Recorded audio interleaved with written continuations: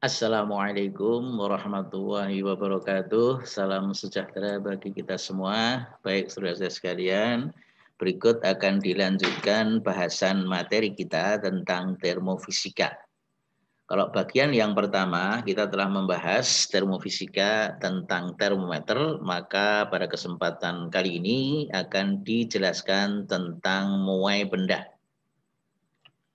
Nah, sebagaimana kita ketahui bahwa kalau benda itu dipanaskan, dia akan mengembang atau bertambah besar atau memuai. Kalau didinginkan, dia akan menyusut atau berkurang ukurannya. Nah, untuk muai ini akan dibagi menjadi dua bagian. Yang pertama adalah muai benda padat dan cair. Nah, kemudian yang kedua adalah muai gas. Nah, kita akan lihat yang pertama untuk muai benda padat.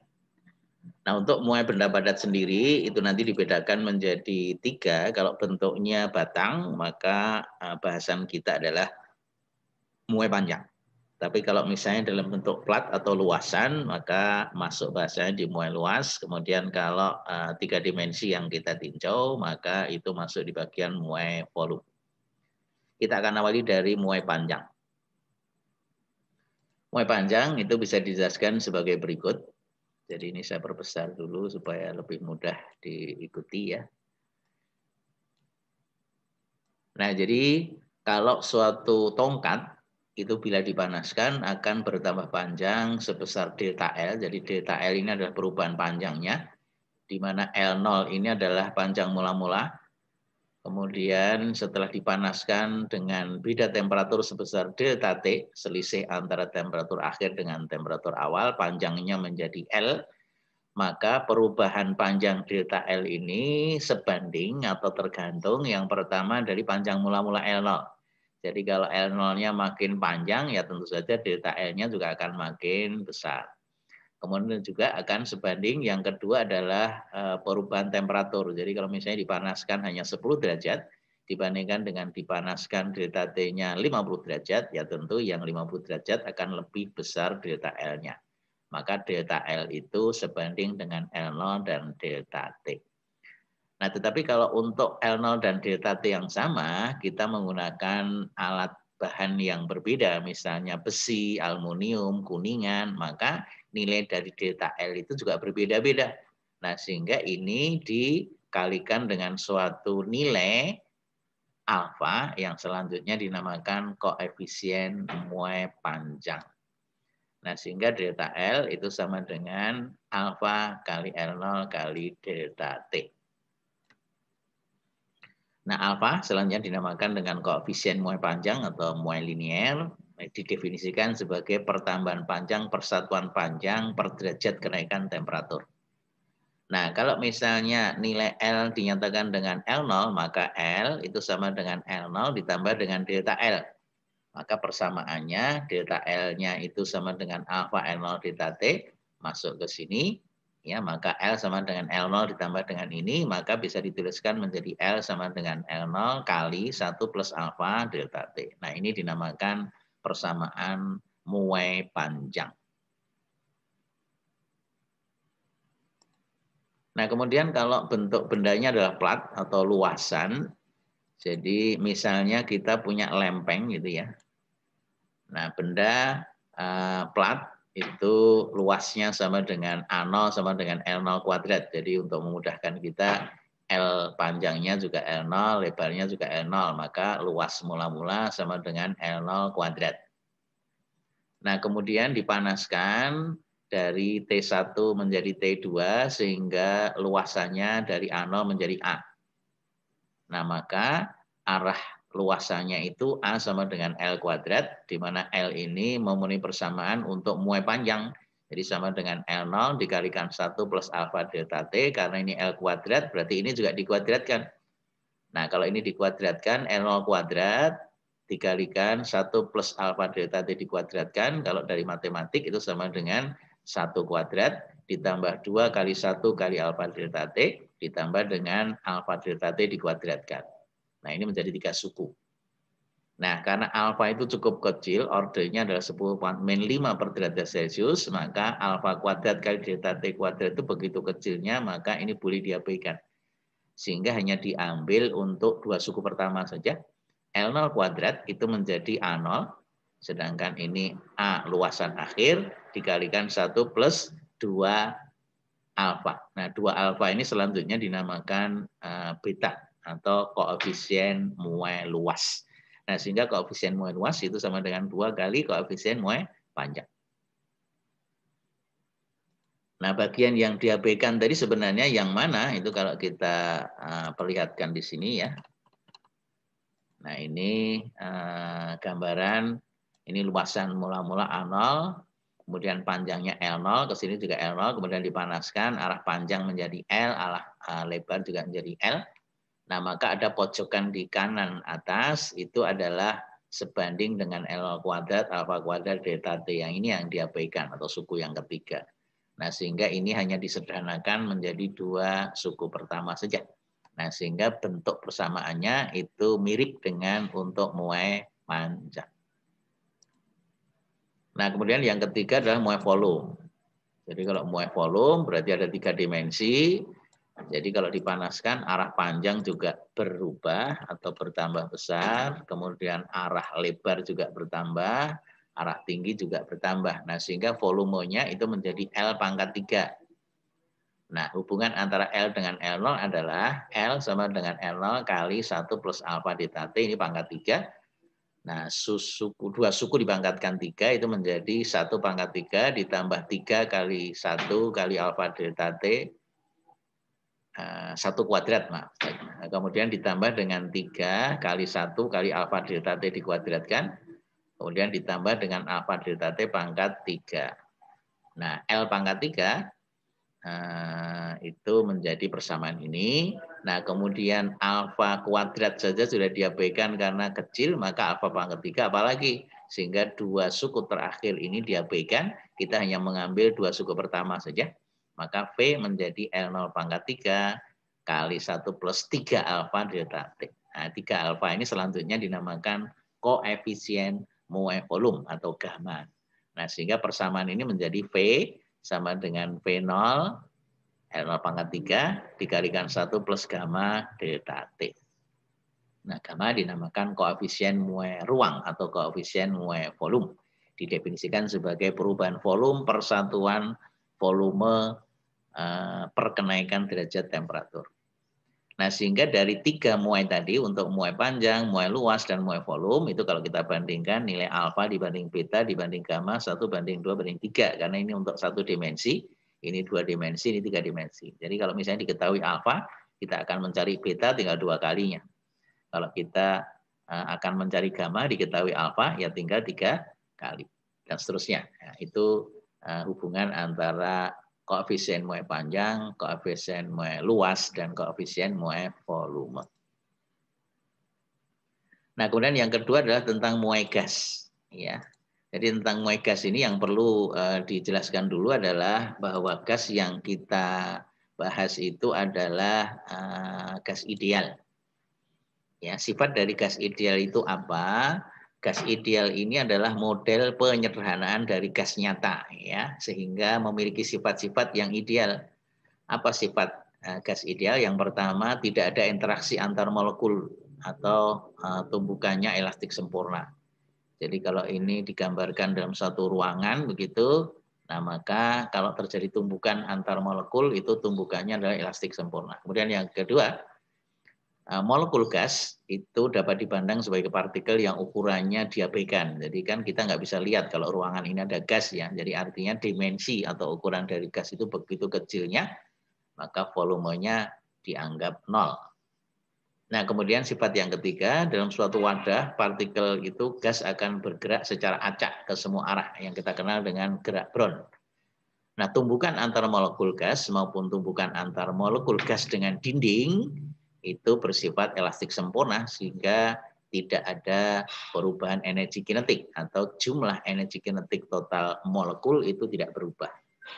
Nah, kalau digambarkan ini ada gas di dalam suatu ruang tertutup, ini gerak Brown acak kemana-mana. Kemudian ini juga dalam suatu ruangan. Nah, kemudian kalau ini dimampatkan, maka probabilitas untuk tumbukan antar molekul itu akan lebih besar dibandingkan dengan kalau ruangannya lebih gede. Nah, probabilitas itu yang akan memberikan beda tekanan. Jadi kalau misalnya ini kita kecilkan ruang volumenya, maka tekanannya akan bertambah besar. Nah, kemudian ingat bahwa sifat gas itu selalu menempati ruang secara penuh, berapapun volumenya. Jadi kalau misalnya kita punya tabung gas sudah dipakai setengah kilo atau setengah bagian dari massa gas, maka tetap saja gas itu memenuhi seluruh ruangan tabung tadi. Nah, dari sifat-sifat gas ideal ini, maka ada beberapa hukum yang terkait dengan masalah gas. Yang pertama dinamakan hukum Boyle atau Boyle. Jadi Boyle itu menjelaskan bahwa kalau kita buat grafik hubungan antara tekanan dengan volume, ya. Jadi kalau volume tertentu, tekanannya tertentu, sedemikian sehingga kalau kita kalikan antara tekanan dengan volume itu nilainya tidak berubah. Atau P kali V itu sama dengan konstan. Nah, itu yang dinamakan hukum Boyle. Nah, karena variabel gas itu ada 3, ada tekanan, ada volume, satu lagi apa? Temperatur. Jadi pada hukum Boyle itu temperaturnya dipertahankan konstan. Oleh karena itu prosesnya nanti akan kita kenal dengan temperatur konstan, namanya isotermal. Ya. Nah, itu hukum Boyle. Kemudian Gay-Lussac itu melakukan 2 percobaan. Yang pertama adalah variabelnya volume dengan temperatur. Jadi temperaturnya diperbesar, kemudian volumenya diamati. Maka dari hasil pengamatan oleh Gay-Lussac, ternyata bahwa perbandingan antara volume dengan temperatur itu konstan. Atau V1 per T1 sama dengan V2 per T2. Nah, ini yang kita kenal dengan hukum Gay-Lussac 1. Nah, kemudian yang kedua adalah yang dilakukan oleh Gay-Lussac, yaitu kalau yang diamati adalah perubahan temperatur dengan tekanan. Jadi ini temperaturnya, ini semua ingat satuannya dalam Kelvin ya untuk suhu gas. Kemudian pada temperatur tertentu diamati berapa tekanannya, maka relasi yang diamati oleh Gay-Lussac bahwa perbandingan antara tekanan dengan temperatur konstan atau P1 per T1 sama dengan P2 per T2. Nah, ini yang selanjutnya dinamakan Gay-Lussac 2 atau hukum Gay-Lussac 2. Nah, untuk Gay-Lussac 1 kita lihat, ini yang dipertahankan konstan adalah tekanannya. Maka proses yang diamati oleh Gay-Lussac yang pertama ini dinamakan proses tekanan tetap atau isobaris. Nah, sedangkan yang kedua itu yang dipertahankan konstan adalah volumenya. Maka proses yang dilakukan oleh Gay-Lussac yang kedua ini prosesnya dengan volume konstan atau kita kenal dengan proses isovolume atau isohorik. Nah, sekarang kalau dari 3 variabel tadi itu tidak ada yang konstan ya. Jadi artinya dari 3 variabel gas yaitu tekanan, kemudian volume dan temperatur itu semuanya berubah nilainya, maka menjadi relasi seperti ini P1 V1 per T1 sama dengan P2 V2 per T2 persamaan 28. Nah, relasi ini selanjutnya dinamakan hukum Boyle-Gay-Lussac. Nah, kalau kita lihat hanya satu kondisi saja, kondisi pertama P1 V1 per T1 atau kondisi yang kedua P2 V2 per T2, maka dalam kondisi tertentu ini memenuhi persamaan umum gas, yaitu bahwa perkalian antar tekanan kali volume sama dengan N kali R kali T, di mana N ini adalah jumlah molnya. Nah, jumlah mol itu sama dengan massa gas yang berada dalam ruang tertutup dibagi dengan berat molekulnya. Nah, sehingga dari persamaan umum gas ideal, PV sama dengan nRT, maka nilai R itu selanjutnya dinamakan nilai konstanta umum gas. Nah, nilai R itu tergantung dari satuan yang digunakan. Nah, jadi R itu ada beberapa satuan yang bisa digunakan. Kalau dinyatakan dalam Joule per mol Kelvin, maka nilai dari R konstanta umum gas adalah 8,31. Kalau dinyatakan dalam kalori per mol Kelvin, maka nilai dari konstanta umum gas adalah 1,99. Nah, sedangkan kalau kita menggunakan satuan liter atmosfer per mol Kelvin, maka nilai R-nya adalah 0,082. Persamaan 210. Jadi kesimpulannya bahwa nilai R tergantung dari besaran yang lain ya. Jadi kalau yang sering kita pakai misalnya volumenya dalam liter, tekanannya dalam atmosfer, kemudian suhunya dalam Kelvin, ya, jumlah molarnya sama dengan mol, maka nilai R-nya dipakai yang 0,082. Nah, ini adalah nilai konversi antara satuan energi mekanik ke dalam kalor atau listrik ke dalam kalor itu sama ya. Ini nilai dari tara kalor mekanik 1 Joule itu sama dengan 0,24 kalori, atau kalau dibalik kalori ke Joule itu 1 kalori sama dengan 4,2 Joule. Ini nilai kalau dibulatkan. Nah, untuk lebih memahami dari apa yang dibahas untuk hukum-hukum tentang gas ideal ini, kita berikan beberapa contoh. Yang pertama, pada suhu 15 derajat Celcius, panjang kawat adalah 70 meter. Jika koefisien muai panjangnya sebesar 0,00001 per derajat Celcius dan suhunya dipanaskan menjadi 70 derajat Celcius, berapakah? Pertanyaan yang pertama, panjang kawat kemudian atau panjang kawat akhirnya ya.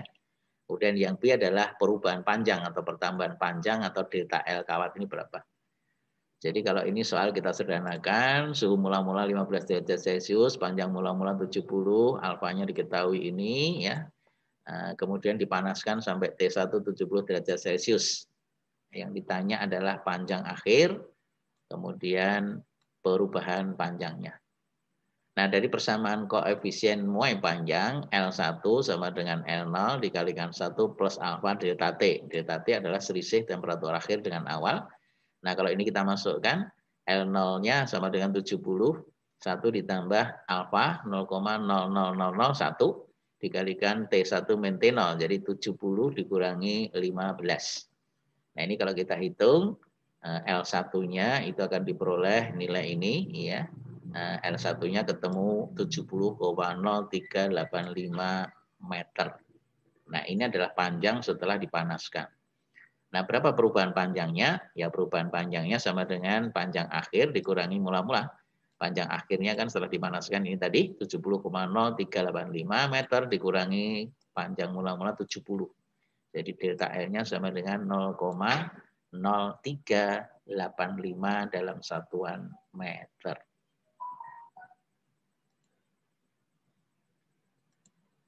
Contoh yang kedua. Suatu plat aluminium berbentuk bujur sangkar dengan panjang 20 cm, panjang sisi. Ya, bujur sangkar berarti panjang dan lebarnya sama pada suhu 25 derajat Celcius.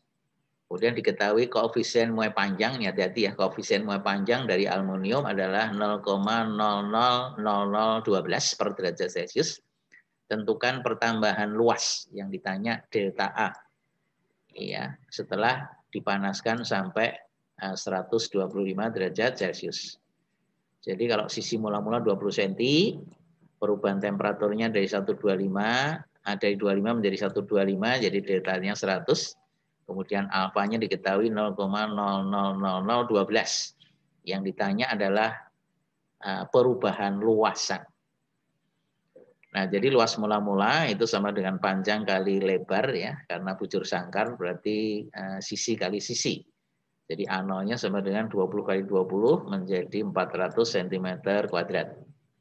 Nah, koefisien muai luas, karena diketahui ini koefisien muai panjang, ini alfa, maka muai luas perbandingannya kan 2:1. Maka beta sama dengan 2 kalinya, atau 2 kali 0,000012. Jadi menjadi 0,000024 per derajat Celcius. Nah, sehingga perubahan luasannya itu kalau dari persamaan umum koefisien muai luas itu kita kalikan akan diperoleh delta A sama dengan A0 kali beta kali delta T.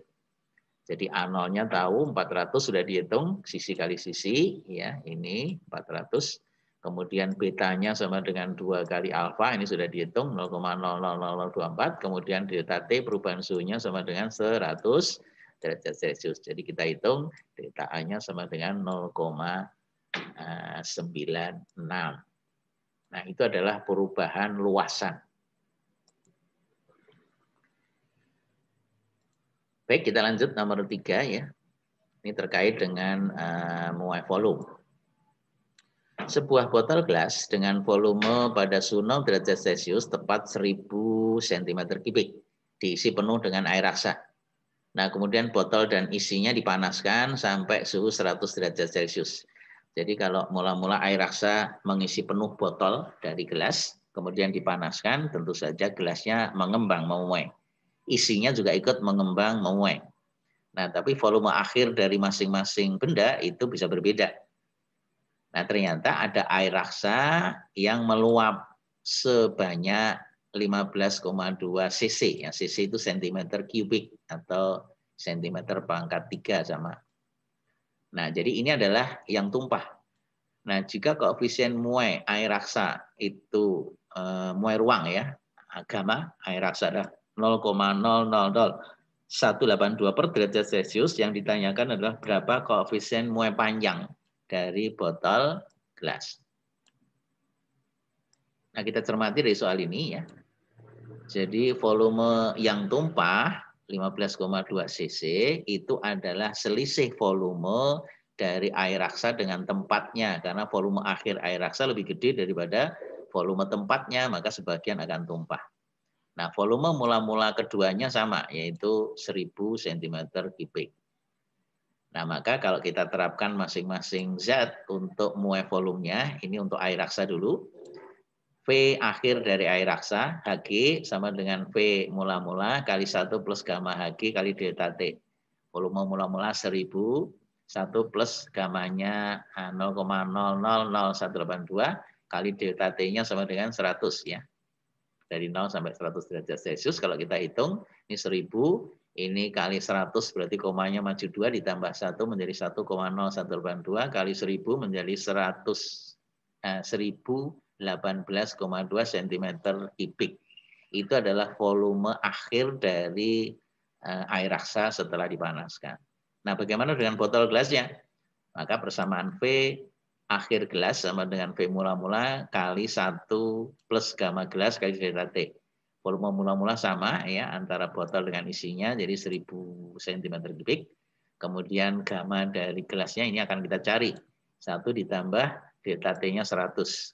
Nah, ini kalau kita kalikan ke dalam berarti 1000 ditambah dengan 1000 kali 100 ya, 10 pangkat 5.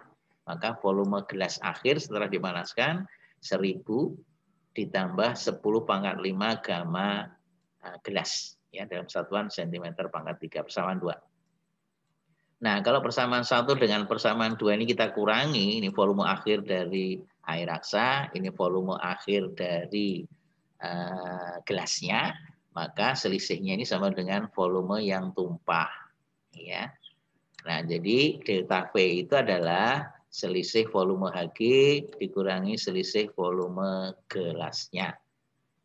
Nah, jadi yang tumpah 15,2, volume Hg setelah dimanaskan 1018,2, sedangkan volume gelas akhirnya 1000 ditambah 10 pangkat 5.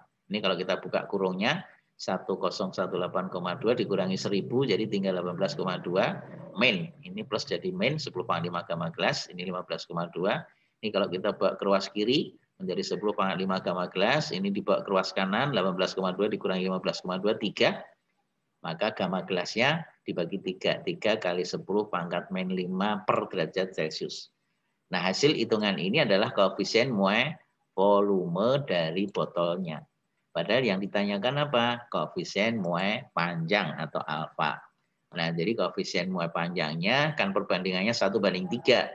Maka alfanya sama dengan 1/3 dari gamma. 1/3 kali ini, maka hasilnya hanya 10 pangkat min 5 per derajat Celcius. Nah, itu adalah koefisien muai panjang dari gelas.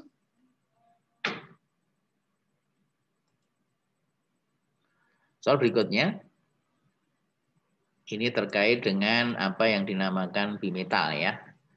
Apa itu bimetal? Bimetal adalah dua keping logam yang disatukan atau dikeling atau ditempel jadi satu.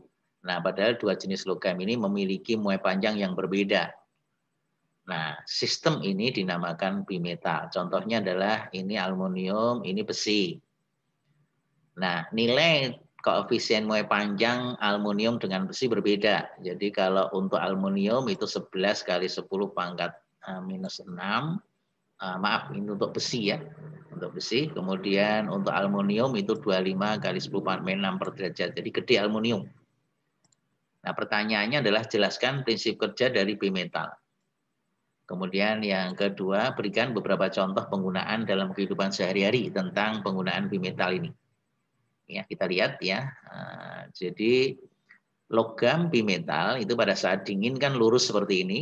Kemudian ketika dipanaskan, maka kedua logam ini akan memuai. Tapi perubahan panjang aluminium lebih gede daripada besi.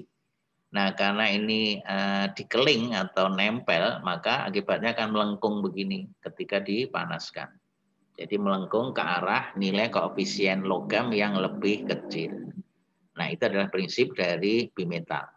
Nah, kegunaannya apa? Banyak bimetal, antara lain adalah sebagai termostat ya untuk mengukur suhu. Alat berfungsi sebagai saklar otomatis dan sebagai pengatur suhu. Kemudian yang kedua bisa sebagai saklar otomatis digunakan pada banyak alat listrik yang menggunakan ini setrika listrik. Jadi ketika Anda menggunakan setrika itu ketika panas dia mati sendiri karena bimetalnya akan melengkung, kemudian hubungan antara kedua kabel akan putus. Nah, kemudian almari es juga begitu ya. Jadi kalau kompresor itu juga kalau pada suhu tertentu itu akan memutus arus ya. Bel listrik juga alarm kebakaran ya, lampu sein mobil atau motor, kemudian rice cooker ya. Kalau Anda masak itu kan kalau sudah matang mati sendiri. Itu karena bimetalnya akan memutus rangkaian listriknya. Nah, ini contoh penggunaan setrika ini ya. Jadi ini mula-mula ini gitu.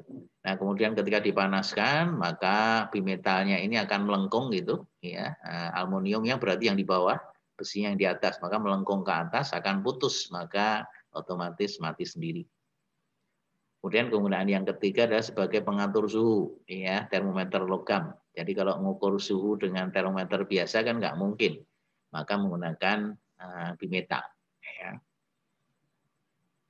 Nah, jadi lengkungnya ini itu akan menunjukkan kenaikan suhu. Jadi kalau ini lengkung, di sini diberikan skala ya, melengkung sekian, suhu sekian, lengkung sekian, suhu sekian, dan seterusnya gitu. Itu telah dikonversi.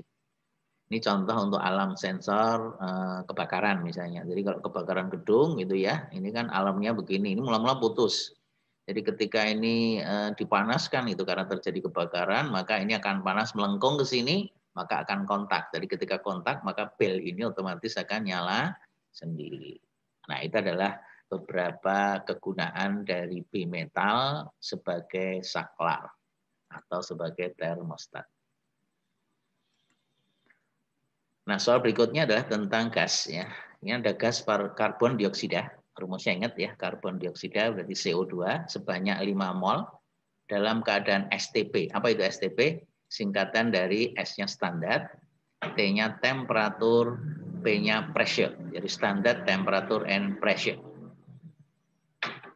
Nah, nanti akan kita lihat berada dalam tabung tertutup. Kemudian pertanyaannya hitung volume dari tabung atau volume dari gas yang berada di dalam tabung. Kemudian yang kedua, B, jika tabung dipanaskan sampai suhu 120 derajat, hitunglah berapa tekanannya sekarang. Kemudian yang ketiga C, seandainya dari kondisi B, jadi ketika dipanaskan menjadi 120 derajat Celcius, ya, kemudian bocor gitu. Nah, kemudian bocor ini tekanan udara luarnya 1 atmosfer, otomatis kalau tekanan dalam tabung sudah sama dengan tekanan udara luar, maka bocornya akan berhenti.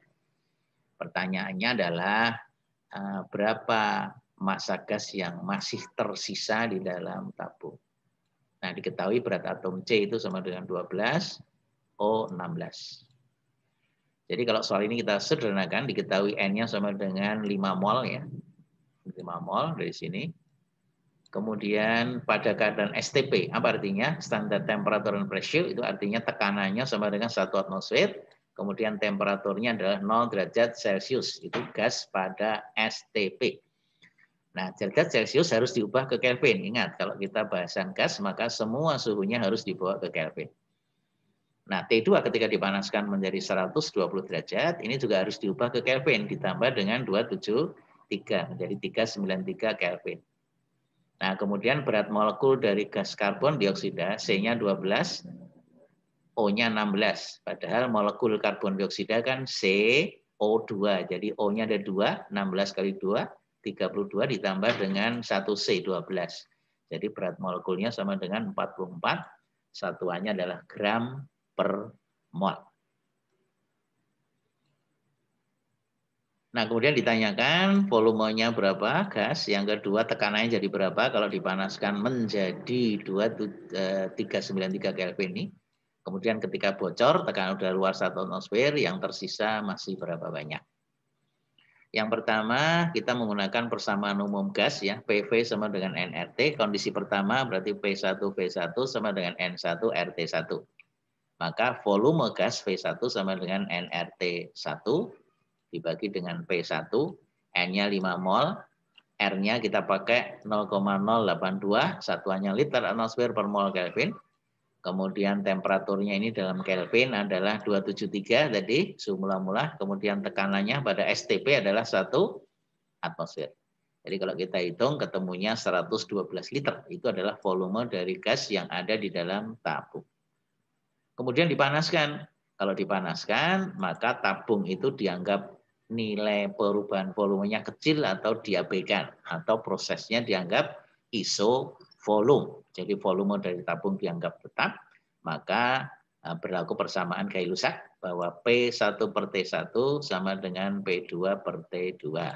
Atau tekanan akhirnya P2 sama dengan P1 per T1 dikalikan dengan T2.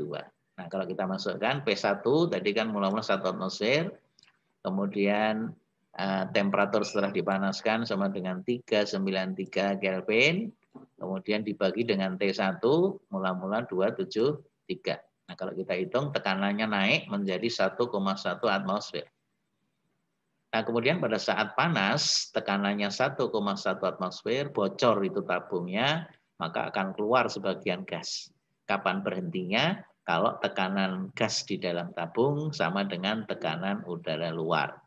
Jadi bocor itu akan berhenti kalau tekanannya menjadi 1 atmosfer, volumenya tetap, karena gas itu senantiasa menempati ruangan berapapun banyaknya, ya. Jadi volumenya tetap saja. Meskipun tinggal sedikit, volumenya tetap memenuhi 112 liter.